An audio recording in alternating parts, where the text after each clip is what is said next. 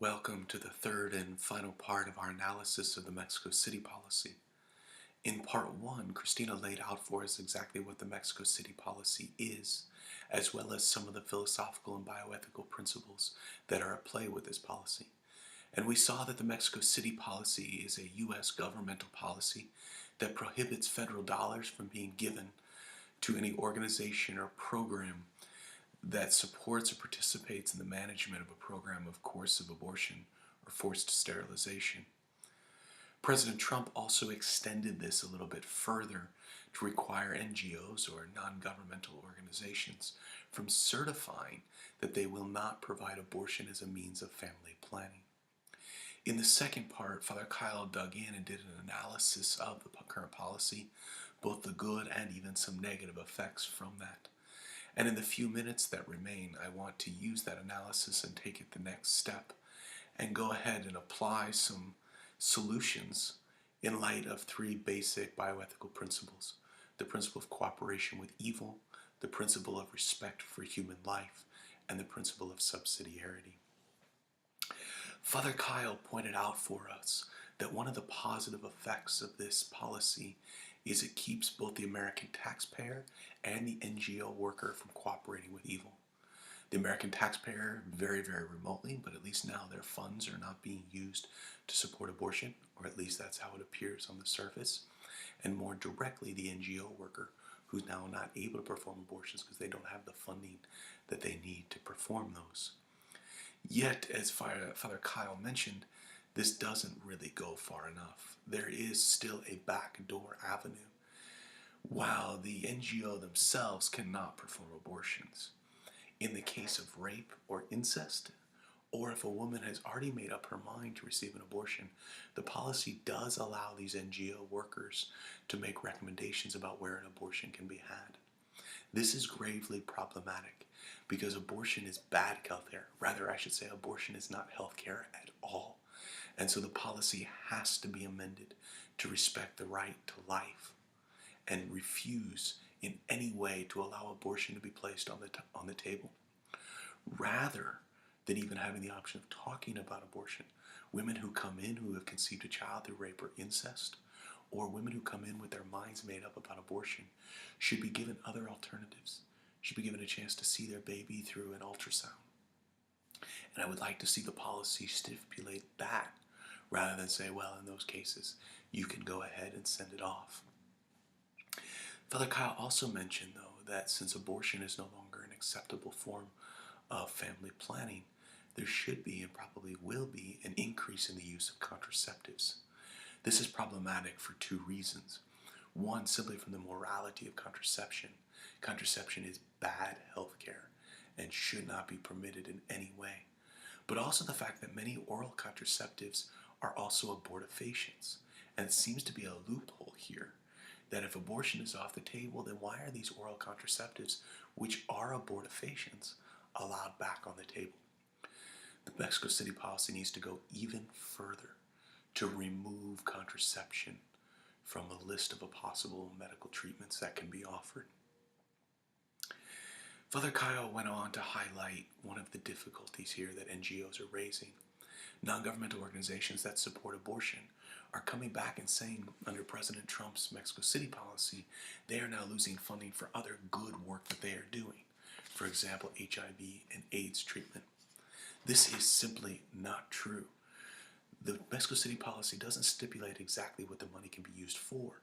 It just puts certain prohibitions against them. These NGOs are certainly free to give up the practice of abortion and take federal funds for these other good uses like HIV and AIDS. Additionally, Father Kyle mentioned that NGOs, of course, are crying out that they are now having problems and expect higher maternal death rates. This is seen, for example, the Human Rights Watch, a nonprofit governmental human rights organization, argues that by restricting the $8.8 billion in federal funds, that we're going to see greater maternal deaths through botched abortions and things like this. This is simply a lie. Look at Ireland, for example. UNICEF recognizes that Ireland has the lowest maternal death rate, yet Ireland has banned abortion. So while these NGOs want to try to link higher maternal death with abortion. This simply isn't the case. Rather, these NGOs should look to take some of the funds they were going to use for abortion and use it for good maternal health, both during pregnancy and immediately after pregnancy. You see, the Mexico City policy is good because it keeps the tax dollars from being used from abortion. But there is still cooperation with evil present because there are some loopholes that need to be removed. One of the major problems with the current Mexico City policy, as Father Kyle mentioned, is the on-again, off-again nature of it. And it makes it very difficult for non-governmental organizations who do not want to participate in abortion from receiving federal funds. You see, the policy has been in place for 17 of the past 32 years, and it lines up perfectly with whether we have a Republican president or a Democratic president. In every year we've had a Republican president, the Mexico City policy has been in place. However, in those years we've had a Democratic president for all years except for one, the last year of President Clinton. The policy has not been in place, and it was only in place that one year because it was legislated in. You see, the instability of this makes it very difficult for NGOs who don't want to perform abortion to get involved, because it could change within 4 years. And in 4 years from now, an NGO that refuses to perform abortion may not be receiving funds anymore when abortion is now allowed because the Mexico City policy is removed. Rather than the on-again, off-again nature of this, the only solution to this is to legislate the Mexico City policy. Because you see, when it's legislated, it makes it much harder for it to be removed. Certainly it can, but to remove the legislation is going to require a majority in the House and the Senate, as well as the signature of the president. And if the president won't sign it, it's going to require a 2/3 majority in both houses, something that is very, very difficult to do. And the reality is this is not without precedent. For example, federal funds in the United States are restricted from being used for abortion, except in the case of rape and incest and a few other instances, by something called the Hyde Amendment, which has been legislated. And while we're calling for the Trump's version of the Mexico City policy to be legislated, the Global Health Empowerment Act, as Father Kyle mentioned, has already been introduced into the House last year, which is actually trying to keep the Mexico City policy from ever being implemented. It's legislation in the opposite direction. And so it only seems that to protect against that cooperation with evil, we should try to legislate it in. The process of legislating it in is also a good process of the bioethical principle of subsidiarity, allowing the view of the people to be the choice. You see, that's how the American government works. We elect people to go to Congress to place our votes and our opinions in. And so it would seem only right that they would try to legislate this. You see, though, on that principle of subsidiarity, too, it's another positive effect of the current Trump presidential Mexico City policy.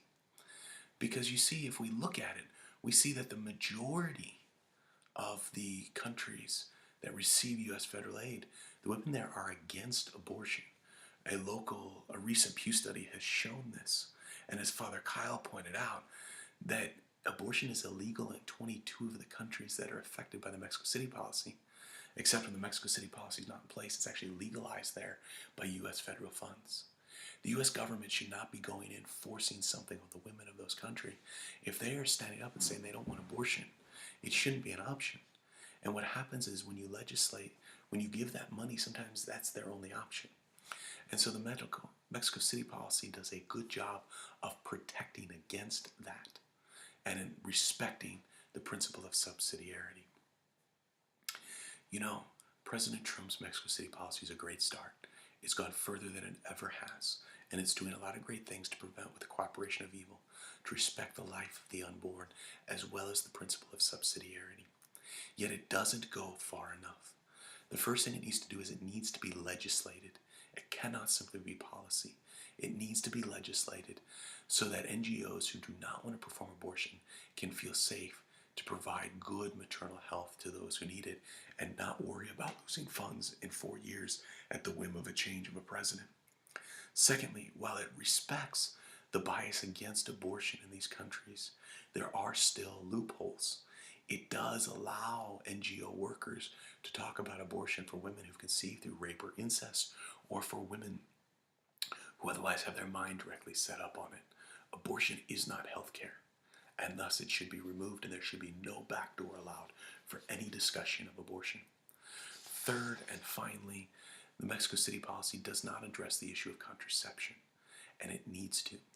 One, because contraception is bad health care, but two, because many oral contraceptives are abortifacients, and so in line with the policy, they should be prohibited. And it seems that if abortion is being taken off the table as family planning, then there's going to be an increased effort for other means of artificial contraception.